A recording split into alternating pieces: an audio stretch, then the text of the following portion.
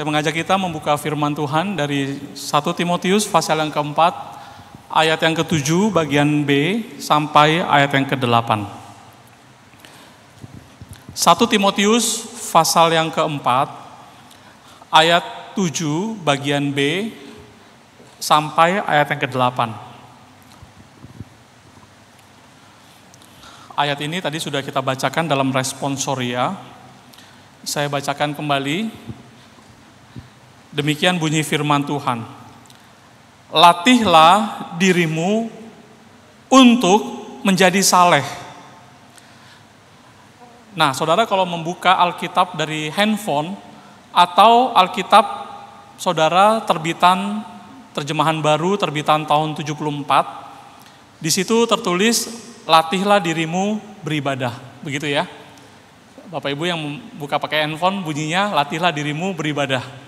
Tapi di Alkitab TB edisi kedua terbitan 2023 di situ sudah ada revisi ya.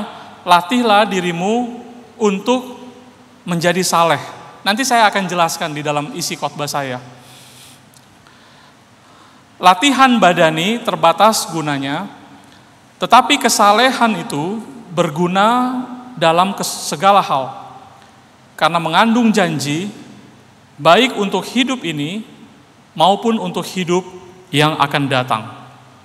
Mari Bapak Ibu sebelum kita lebih jauh merenungkan bagian ini, saya mengajak kita sekali lagi tundukkan kepala kita berdoa, mohon pimpinan Roh Kudus.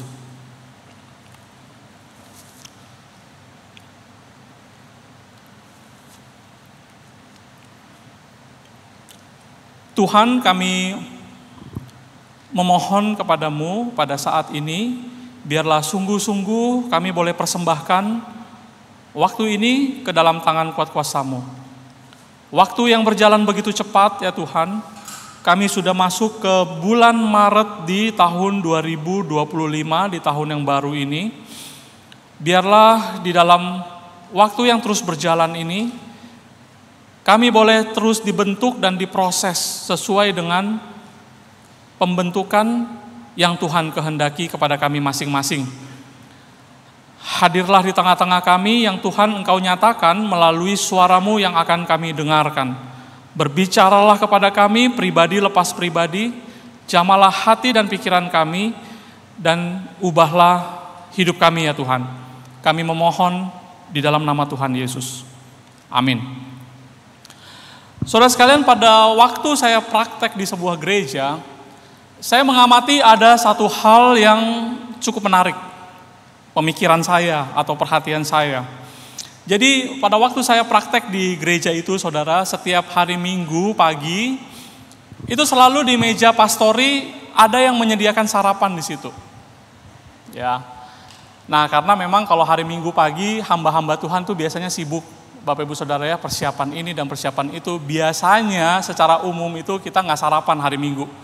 Ya, selesai ibadah baru kita bisa dengan tenang begitu ya sarapan. Nah, tapi di gereja itu setiap hari Minggu pagi di atas meja di pastori itu ada sarapan disediakan macam-macam di bungkusan begitu ya, berganti-ganti begitu tiap minggu. Nah, saya pikir awalnya sarapan ini disediakan oleh majelis gereja di gereja itu, khusus untuk hamba Tuhan hari Minggu begitu ya. Awalnya saya berpikir seperti itu. Tetapi ketika saya bertanya-tanya, kemudian saya mendapati ternyata bukan disediakan oleh majelis gereja, bukan juga oleh pengurus komisi-komisi begitu. Lalu saya mulai kembali bertanya lagi, kalau begitu siapa yang siapin sarapan ini? Minimal saudara saya bisa mengucapkan terima kasih bukan untuk kebaikan dari orang ini, karena setiap hari Minggu loh, setiap Minggu disediakan sarapan itu. Pikir saya kalau dia adalah jemaat gereja itu, kalau dia datang ke ibadah, saya mau ucapin terima kasih begitu. Lalu saya mulai bertanya kepada yang mengantar. Ya, yang mengantar kan harus ada yang ngantar dong setiap pagi. Nah, yang mengantar ini mengatakan, oh ini dari si bapak itu. Dulu dia adalah jemaat di gereja ini. Dulu udah lama sekali. Dia sekarang udah gak datang lagi beribadah. Tapi dia bapak ini masih setia. Setiap hari Minggu komit menyediakan sarapan untuk hamba-hamba Tuhan. Lalu yang memberitahukan kepada saya ini berkata kepada saya, kalau kamu ada waktu, boleh juga kamu kunjungin dia, besoklah si bapak itu, begitu ya. Nah, singkat cerita, beberapa bulan saya di sana, akhirnya ada kesempatan saya mengunjungi rumah bapak ini, ya. Lalu saya ke rumah dia, saya mengucapkan terima kasih untuk perhatiannya, menyediakan sarapan untuk hamba-hamba Tuhan.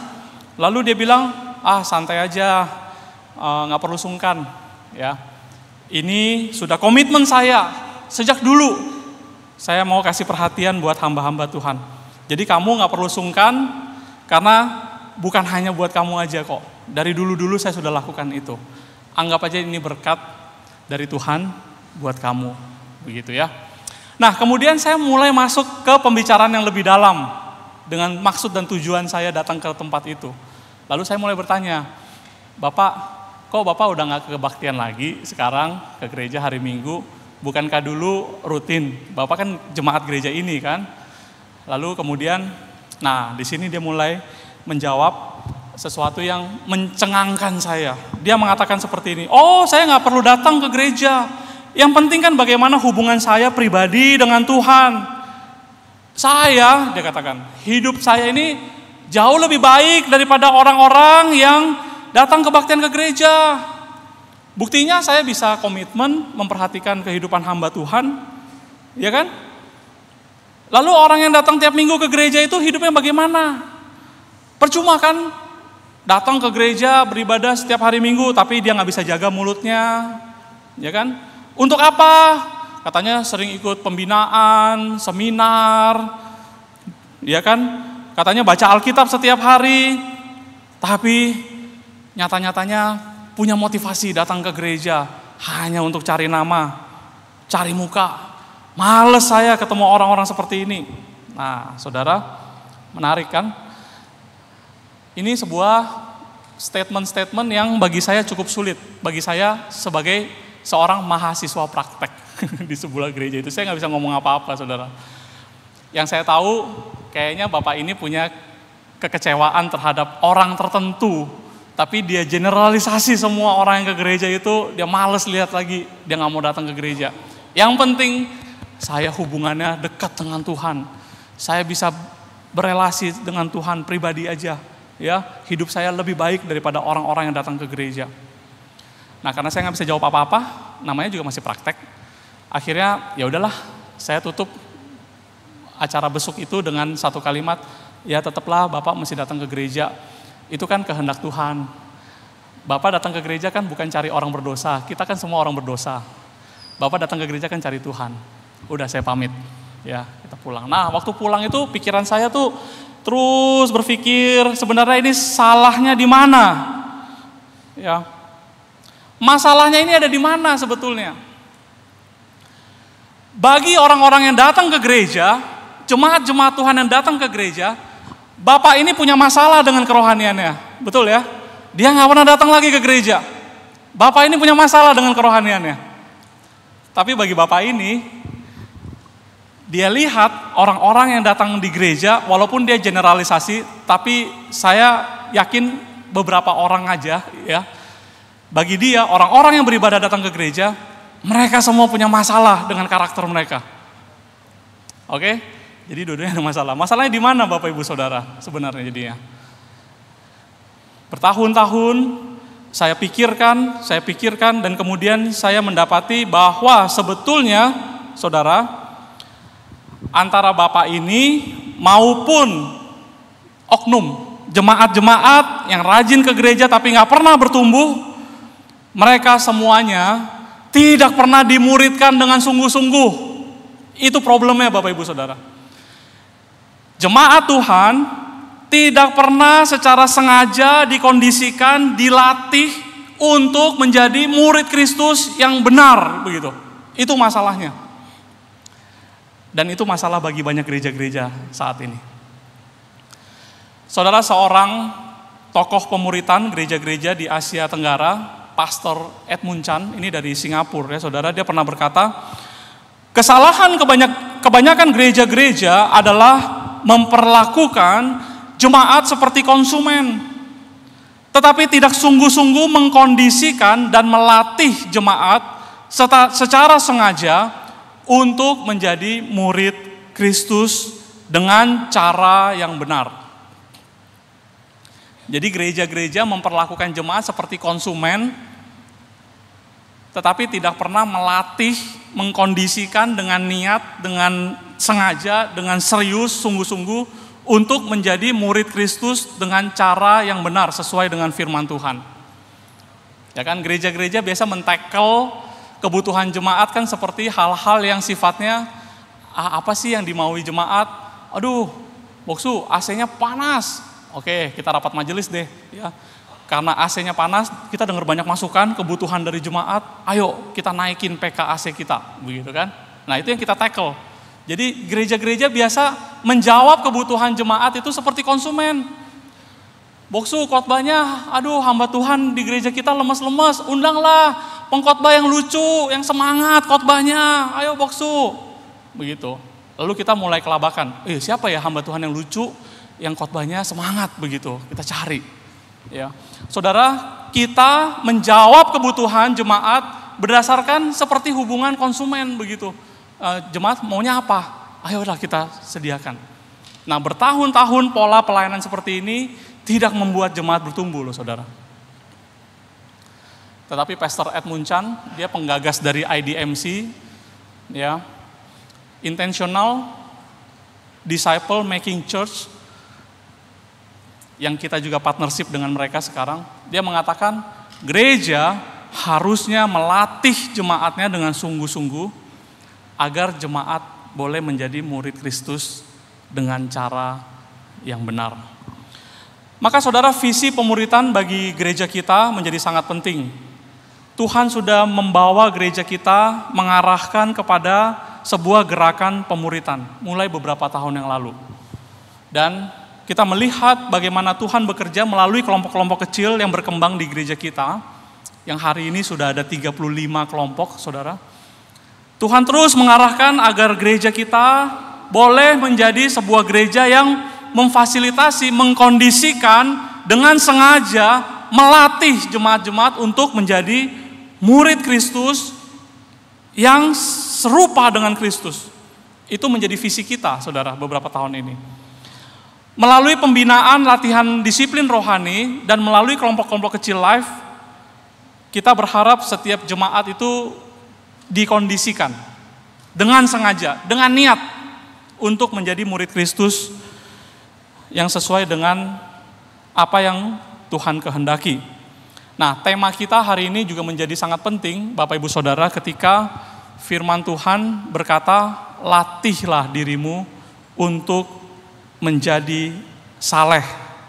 Dengan kata lain, firman Tuhan mau memberitahukan kepada kita, latihlah dirimu untuk bertumbuh secara rohani, supaya kamu semakin saleh, supaya kamu semakin rohani, supaya kamu semakin serupa dengan Tuhan Yesus di dalam karakter hidupmu. Latihlah dirimu di dalam seluruh aspek kehidupan, hidup kita semakin memuliakan nama Tuhan. Nah, saudara, saya sekarang akan menjelaskan yang tadi saya katakan waktu membaca Alkitab. Dalam Alkitab terjemahan baru terbitan 74 TB yang 1, saudara, dikatakan di situ, latihlah dirimu untuk beribadah. Latihlah dirimu beribadah. Maka ayat ini berpuluh-puluh tahun dipakai untuk oleh hamba-hamba Tuhan maupun oleh orang-orang Kristen, memakainya untuk ibadah dalam pengertian kebaktian. Ayo dong kita latih diri kita agar kita suka beribadah, kebaktian begitu.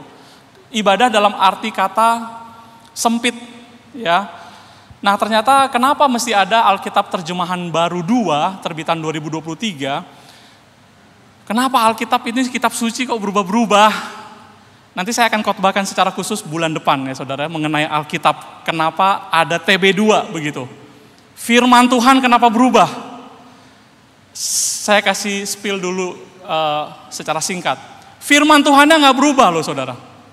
Tapi bahasa yang kita pakai, bahasa Indonesia yang kita pakai berkembang secara cepat.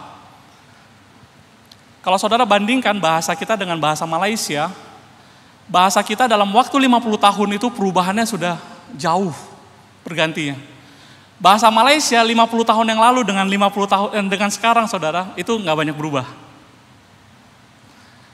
maka bahasanya berubah, pemaknaan kita terhadap firman Tuhan berubah, maka perlu diterbitkan Alkitab TB2. Nah, itu secara singkat. Nanti saya akan jelaskan pada khotbah di bulan yang akan datang. TB1 juga tidak salah ketika mengatakan latihlah dirimu beribadah. Tetapi beribadah ini beribadah dalam arti kata yang luas, ya saudara ya. Karena kata yang dipakai di situ adalah eusebia, bahasa Yunaninya eusebia. Eusebia itu artinya sesuatu yang berkaitan dengan hal rohani, ya ibadah termasuk di dalamnya. Arti kata luas. Latihlah dirimu untuk beribadah. Ya, eusebia. Bukan lateria. Lateria, saudara, itu adalah ibadah dalam arti kata kebaktian. Ibadah worship, itu lateria. Begitu ya. Jadi yang dipakai di sini eusebia. Maka NIV, Alkitab terjemahan bahasa Inggris, kalau kita compare dari dulu tahun 1984 dia sudah terjemahkan train yourself, bukan to worship, ya, bukan beribadah, tetapi to be godly, untuk menjadi kudus, untuk rohani. Latihlah dirimu untuk menjadi saleh, begitu ya. Nah, saya sudah jelaskan. Jadi arti kata di sini ibadah dalam arti kata luas, ya, sesuatu yang rohani.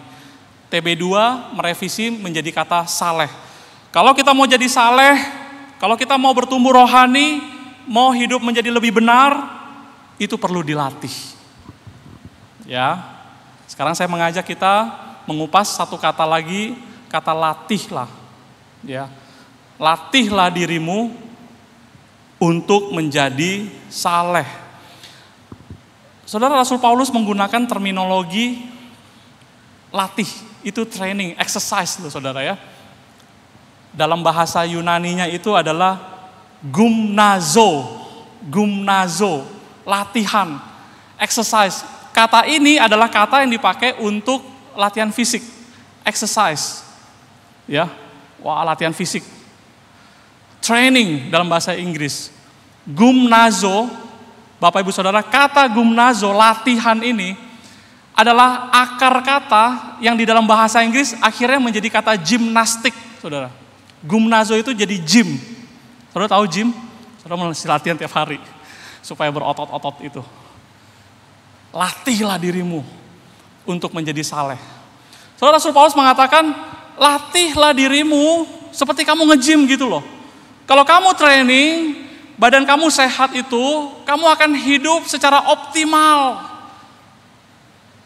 Itu berguna bagi kehidupan pada masa kini, dia katakan. Ya kan? Latihlah dirimu, latihan badani itu bagus untuk kehidupan saat ini. Tetapi dia katakan, latihan badani ini, nge-gym secara fisik, itu hanya berguna bagi hidup saat ini saja. Tetapi kalau kamu nge-gym secara rohani, itu akan berguna baik bagi hidup saat ini, maupun juga bagi hidup yang akan datang. Itu kata Rasul Paulus, saudara. Ya, jadi latihlah, train yourself, gym, ayo nge-gym saudara. Baik secara fisik, ya kita harus jaga hidup kita. Nah ini kan badannya bagus-bagus ya, makanya mereka nge-gym, saudara ya. Tapi bukan hanya fisik. Ayo kita nge-gym, latihan secara rohani. Saudara, hal yang sama pernah Paulus sampaikan kepada jemaat di Korintus. Nah, saya pernah beberapa bulan lalu menceritakan tentang profil jemaat Korintus itu, jemaat yang banyak talenta, jemaat yang hebat-hebat, punya banyak karunia, ada di kota Korintus, kota yang besar, seperti kita, kota besar di Jakarta, saudara ya. Luar biasa jemaat di Korintus. Tapi masalahnya banyak, mereka nggak bisa bersatu, hidup berpecah-pecah, terkotak-kotak, mereka masih terlibat di dalam dosa-dosa, karakter hidup masih nggak berubah, dan lain sebagainya. Maka Paulus di dalam 1 Korintus pasal yang ke-9, ini juga ada tadi di bagian responsoria kita, ayat yang ke-24 sampai ayat yang ke-25, dia katakan, Tidak tahukah kamu bahwa dalam gelanggang pertandingan semua peserta turut berlari, tetapi bahwa hanya satu orang saja yang mendapat hadiah? Karena itu larilah begitu rupa sehingga kamu memperolehnya. Tiap-tiap orang yang turut mengambil bagian dalam pertandingan menguasai dirinya dalam segala hal. Mereka berbuat demikian untuk memperoleh suatu mahkota yang fana, tetapi kita untuk memperoleh suatu mahkota atau hadiah yang abadi. Saudara, Paulus berbicara kepada jemaat mengatakan bahwa untuk mendapat hadiah yang bersifat fana saja, orang mau berusaha berlatih sedemikian rupa. Dan dia bertanya kepada kita, masakah untuk sesuatu yang bernilai kekal, untuk selama-lamanya, yang lebih worth it, kamu tidak mau melakukannya? Ya, maka dikatakan larilah begitu rupa. Tentu dalam hal ini secara rohani, saudara, latihlah dirimu sedemikian rupa supaya kita memperoleh hadiah yang abadi. Begitu saudara sekalian. Nah, kemudian menjadi pertanyaan dari kita adalah, kalau begitu latihan apa yang harus kita lakukan? Kan kita disuruh latihan untuk menjadi lebih saleh. Latihan seperti apa yang harus kita lakukan? Rasul Paulus pernah berkata dalam 1 Korintus pasal yang ke-11 ayat yang pertama. Paulus pernah berkata seperti ini, jadilah pengikutku, sama seperti aku juga menjadi pengikut Kristus. Jadilah pengikutku, ikutilah teladanku. Karena kenapa? Karena aku juga meneladani Kristus. Jadi ketika pertanyaannya adalah latihan apa yang harus kita lakukan, maka kita harus mengikuti teladan dari guru agung kita. Kita adalah murid Kristus. Apa yang Kristus lakukan, itulah yang kita akan lakukan. Secara singkat, kita membagi 3 bagian latihan yang harus kita lakukan. Yang pertama, saudara, latihan ke atas. Latihan ke atas ini adalah latihan untuk menjaga hubungan relasi yang dekat antara kita dengan Tuhan. Ya, latihan ke atas. Tuhan Yesus memberikan contoh dan teladan bagaimana selama hidupnya Tuhan Yesus setiap hari, bahkan setiap saat menjaga hubungannya tidak terputus dengan Allah Bapa di sorga. Dia disiplin setiap hari. Sesibuk-sibuknya Tuhan Yesus. Tuhan Yesus itu pagi-pagi sampai malam dicari banyak orang, Bapak Ibu Saudara. Dia melayani banyak orang. Sibuk sekali. Tetapi di tengah-tengah kesibukannya, sibuknya itu loh sampai dia pernah bilang, serigala mempunyai liang.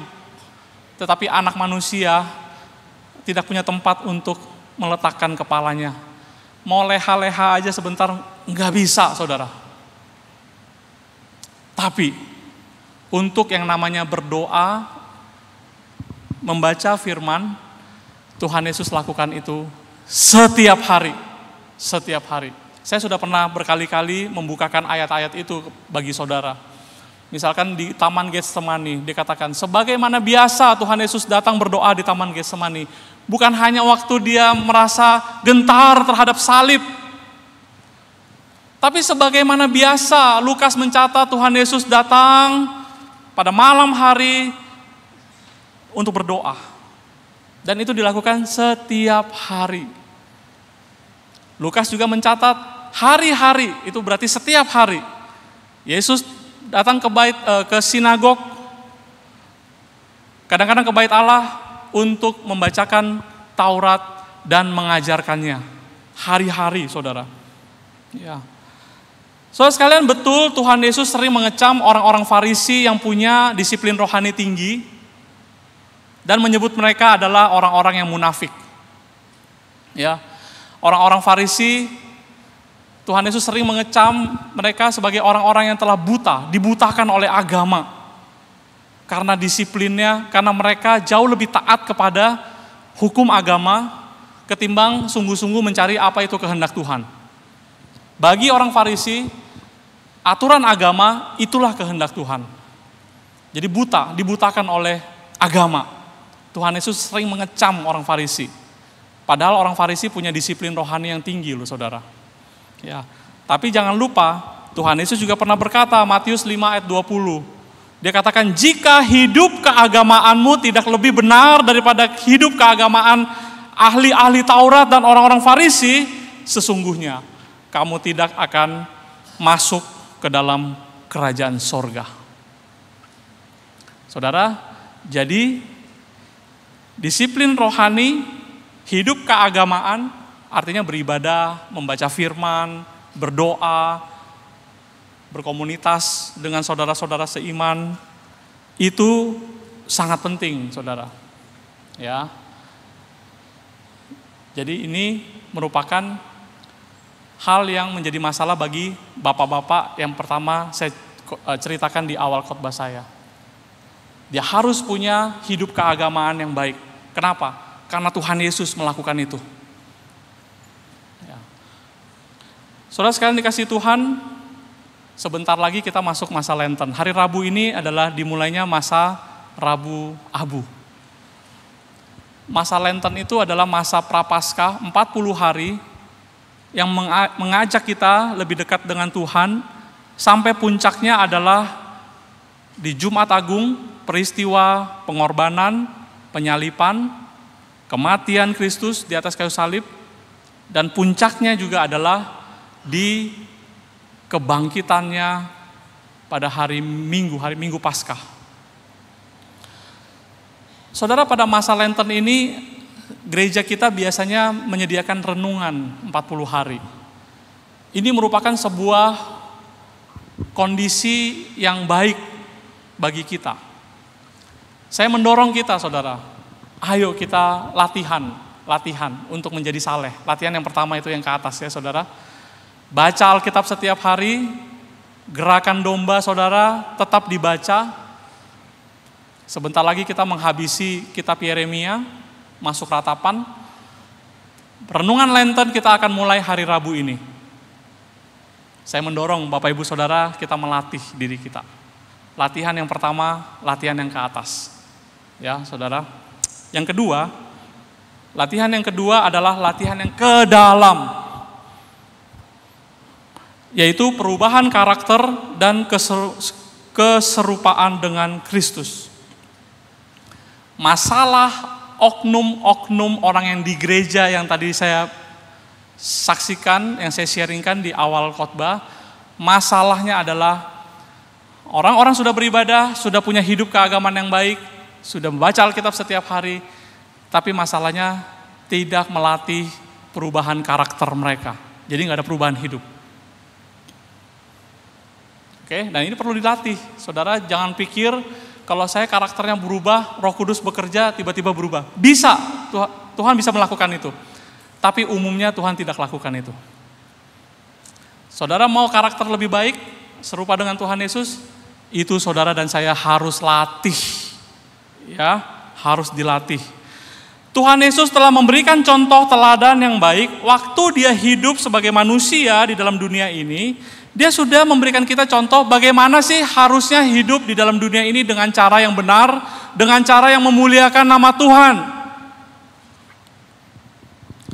Bagaimana sikap dia ketika dia menghadapi tekanan dan ancaman.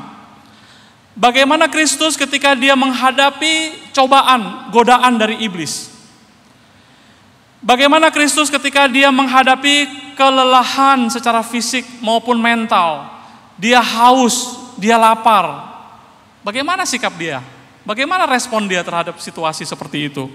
Bagaimana sikap Kristus ketika dia menghadapi fitnah, dibohongi dia, dicurangi? Bagaimana Kristus ketika dia menghadapi perlakuan yang tidak adil? Bagaimana Kristus ketika dia ditinggalkan oleh orang-orang terdekatnya yang selama ini sudah dia bimbing, dia arahkan, dia tolong? Dan bagaimana Kristus ketika ia menghadapi siksaan, aniaya, cambuk, tangannya dipaku, dan dia digantung, disalibkan di atas kayu salib. Bagaimana responnya? Apa perkataan-perkataan yang keluar dari mulutnya, saudara? Saudara ingat? Sekalipun Kristus tidak pernah melakukan tindakan yang tidak memuliakan nama Tuhan, ia menghadapi semuanya itu dengan sabar, dengan penuh kasih. Dia tetap bersuka cita, dia tetap peduli, dia mengampuni, bahkan walaupun di atas kayu salib, dia tetap memberkati orang-orang, saudara. Itu Tuhan Yesus. Nah, untuk memiliki karakter Kristus seperti itu, saudara, sekali lagi, ini perlu dilatih. Kita perlu ada latihannya.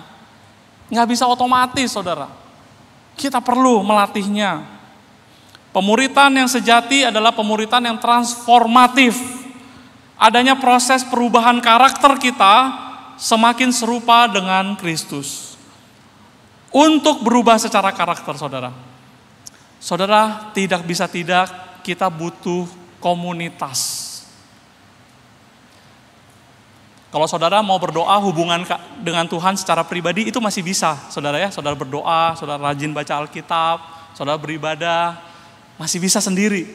Tapi kalau saudara mau berubah secara karakter, saudara tidak bisa tidak, kita membutuhkan orang-orang lain. Firman Tuhan berkata, besi menajamkan besi, manusia menajamkan sesamanya. Kita butuh manusia yang lain. Maka gereja kita punya komunitas live. Saya mendorong Bapak Ibu Saudara untuk bergabung ke kelompok-kelompok live bukan sekedar program. Tetapi berharap melalui kelompok kecil, saudara dan saya boleh terus diproses, boleh mengalami perubahan karakter, kita saling mendukung dalam doa, saling menguatkan, saling berjuang sama-sama untuk boleh menghidupkan karakter Tuhan Yesus semakin nyata di dalam kehidupan kita. Itu latihan yang kedua, latihan ke dalam, berkaitan dengan karakter kita. Yang terakhir, yang ketiga, adalah latihan keluar, ya, yaitu bersaksi dan menjadi berkat. Tuhan Yesus pernah berkata seperti ini, saudara. Dalam hal inilah Bapa-Ku dipermuliakan, yaitu jika kamu berbuah banyak, dan dengan demikian kamu adalah murid-murid-Ku. Yohanes pasal yang ke-15 ayat yang ke-8. Bapa dipermuliakan kalau kamu berbuah banyak. Dan kalau kamu berbuah banyak, kamu adalah murid-Ku. Nah, kita kan adalah murid Kristus nih, visi pemuritan. Kalau kita betul adalah murid Kristus, kita harus berbuah, bukan sekedar berbuah loh saudara ya. Kadang-kadang buah itu kan ada yang asem, memang berbuah, tapi dirasakan orang, nih asem, pahit, begitu ya. Kita harus berbuah, buahnya itu harus manis, dan buahnya itu harus banyak. Kalau kita berbuah banyak, Bapa dipermuliakan, dan kita adalah sungguh-sungguh murid Kristus. Saudara, Tuhan Yesus sudah memberikan contoh waktu dia hidup dalam dunia ini. Dia berkeliling setiap hari. Dia mengajar dengan penuh kuasa. Dia menyembuhkan orang banyak. Dia memberitakan Injil Kerajaan Allah. Dia mengusir setan. Dia memberi makan orang banyak, saudara. Dia berkeliling. Lalu Matius pasal yang ke-9 ayat 36, dia berkata begini. Melihat orang banyak itu, kebutuhan pelayanan yang begitu besar, maka tergeraklah hatinya oleh belas kasihan. Jadi dia driven by compassion. Dia digerakkan oleh belas kasihan, compassion, saudara. Karena dia melihat orang banyak itu lelah dan terlantar, seperti domba-domba yang tidak ada gembalanya. Saudara, Tuhan Yesus digerakkan oleh compassion, oleh belas kasihan. Saudara, banyak orang pada dasarnya suka berbuat baik.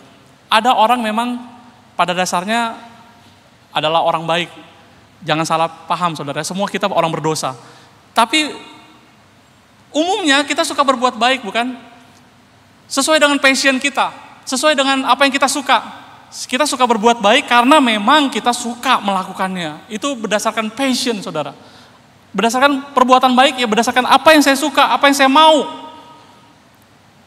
Tetapi ketika kita belajar dari Tuhan Yesus memberikan contoh kepada kita.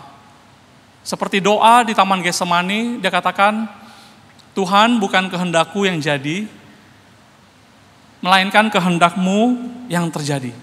Dia berkata kepada Allah Bapa. Di dalam Yohanes pasal yang ke-9 ayat ke-4, Tuhan Yesus juga berkata begini, kita harus mengerjakan pekerjaan Dia yang mengutus aku, selama masih siang dan akan datang malam di mana tidak ada seorang pun yang dapat bekerja. Kita harus mengerjakan pekerjaan Dia, Allah Bapa. Jadi Tuhan Yesus tidak melakukan agenda Dia sendiri, bukan berdasarkan passion Dia atau apa yang Dia mau lakukan. Tapi Dia datang untuk fulfill, menggenapi pekerjaan proyeknya Allah Bapa. Itulah compassion, saudara. Compassion adalah sesuatu kita digerakkan oleh dorongan Roh Kudus untuk melakukan pekerjaan Tuhan. Nggak mengandalkan kemauan kita. Kalau mengandalkan kemauan kita itu adalah passion. Saudara, walaupun saya seorang pendeta, rohaniwan, jujur saudara, saya buka kartu sama saudara. Banyak hal sebetulnya saya secara manusiawi saya tidak suka untuk melakukannya. Salah satu contoh, misalkan kalau saya harus melayani di pedalaman, ya di tempat yang jauh, itu secara manusiawi saya pikir berat nih, aduh begitu ya. Saya enggan melakukannya sebenarnya. Desember lalu kita baru meresmikan sebuah gereja di pedalaman, gereja kita loh saudara ya, pos PI kita di Semukau. Wah gerejanya bagus banget saudara. Kalau saudara punya kesempatan, nanti kalau komisi misi membuka lagi mission trip ke Semukau, saudara pergilah. Gereja yang sangat bagus di tengah-tengah hutan belantara. Belum ada listrik saudara di situ. Apalagi sinyal HP. Saudara detox dari gadget beberapa hari di situ. Walau demikian jemaatnya banyak yang punya HP loh saudara waktu situ. Ternyata banyak yang punya HP di sini. Ya untuk main game, ya untuk foto-foto begitu ya. Tapi di situ belum ada listrik sampai saat ini. Gereja yang bagus. Nah tapi untuk menuju ke situ saudara, itu perjuangannya luar biasa. Kita ini mesti ganti mobil sampai mobil yang off-road 4x4. Saudara mobil segede begini aja nyangkut. Nyangkut tuh saudara. Ya, nggak mudah mau sampai ke situ. Lumpur. Nah, berat mikirinnya. Siap-siap ya, jorok-jorokan, lumpur-lumpuran, baju kotor, tebel, lumpur semua, siap-siap kalau mau ke situ.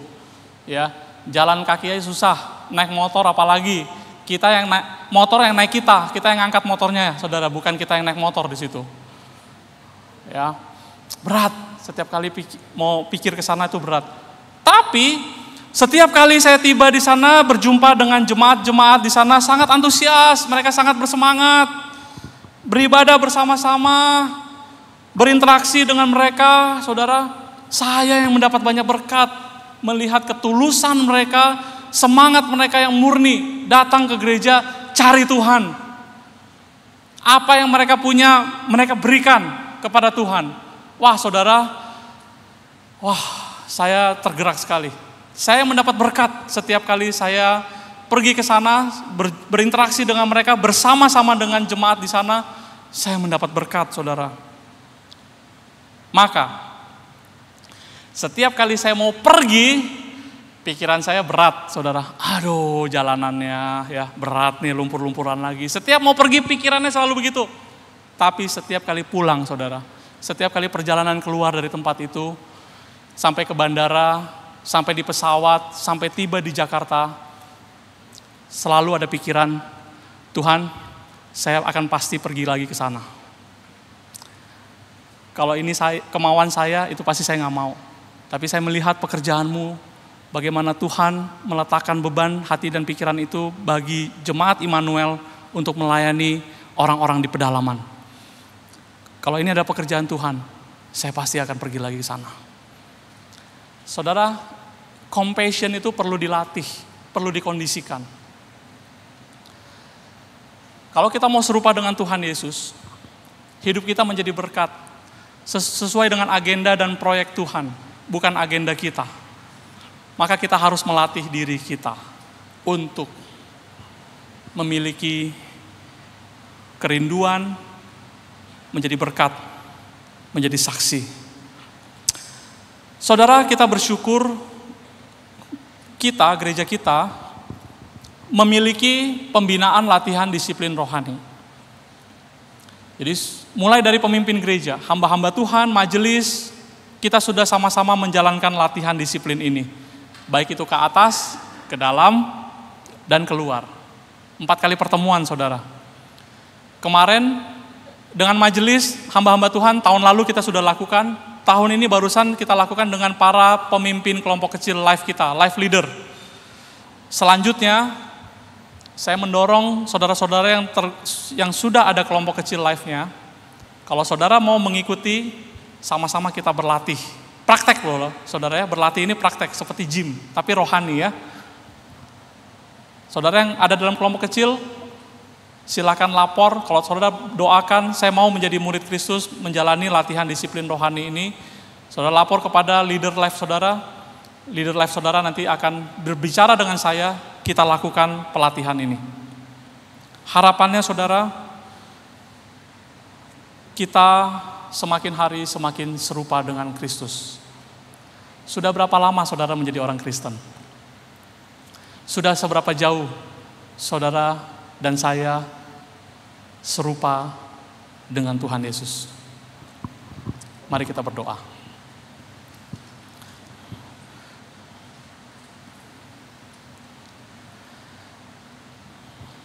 Kami bersyukur Tuhan untuk firman-Mu hari ini yang mengingatkan kami kembali bagaimana kami harus melatih diri kami sedemikian rupa agar hidup kami semakin benar, hidup kami semakin berkenan di hadapan-Mu ya Tuhan. Materaikanlah segala firman yang sudah kami dengarkan. Tuhan, kuatkanlah kami untuk kami boleh menjalankan latihan-latihan disiplin kami. Sebentar kami akan memasuki masa Lenten, biarlah ini menjadi momen yang baik juga kami boleh melatih kehidupan rohani kami.